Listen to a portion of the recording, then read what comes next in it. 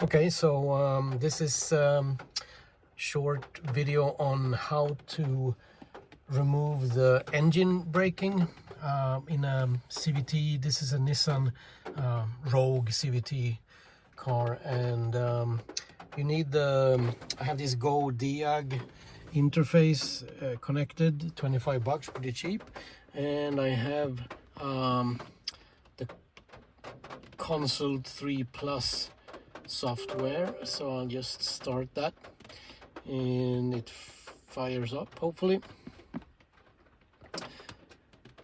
and we're connected. And then I choose diagnosis one system. I choose transmission. It's not super fast, but bear with me.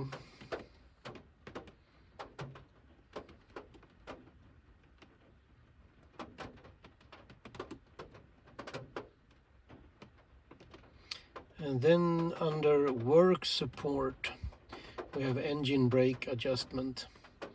So I start that up, start it again, and with the up and down I can move the engine brake level here from 1 to 0 to -1 to off.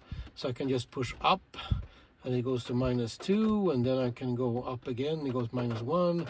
I want it off, so I go down again twice, off, all right, and done. And here you find the CVT deterioration information. I just have a date there. It's not really very useful, but anyway, it's there, 97,000 miles. All right, so yep, short instruction on how to, or where to find this pesky engine brake adjustment for the Nissan CVTs.